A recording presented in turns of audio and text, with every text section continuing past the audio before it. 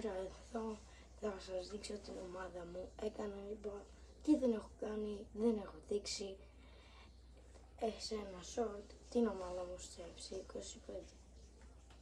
Έχω κάνει πολλά evolutions εδώ πέρα που μου έχουν τάξει, έχω αγοράσει εδώ οι άμπελοι. Άμα δείτε τα stats εδώ των παιχτών, απίστευτο. Jack Grealish. Καλά, οκ, δεν έχει κατά το WAP, αλλά είναι 93 rating. Εδώ κοιτάξτε.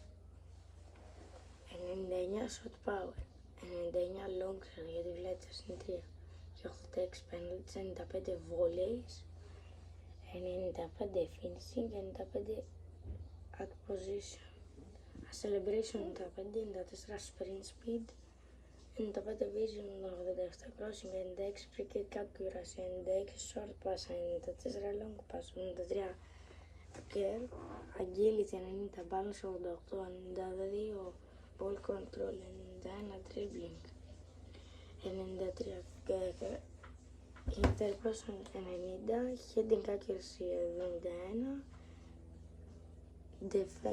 defending hour, 86 stand tackling, 87 slide tackling, 74 jumping, 79 90 stamina, 86 straight και 88 aggression. Έχω και εδώ 94, βερίγα 95 Rodman, εδώ έχει 98 pace, 93 swing, 94 dribbling, αλλά 98 pace.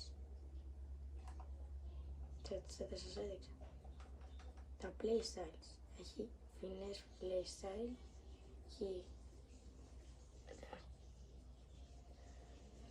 έχει και εδώ, έχει τριβίλα playstyle, ήταν plus, οκ.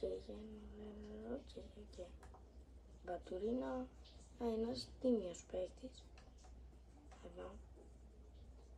Τα stats και ο τελευταίος παίκτης που θα δείξω είναι ο Tyler 54.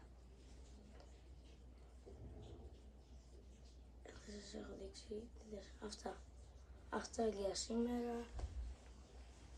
Πατήστε ένα like στο short και ένα subscribe αν είστε καινούριοι.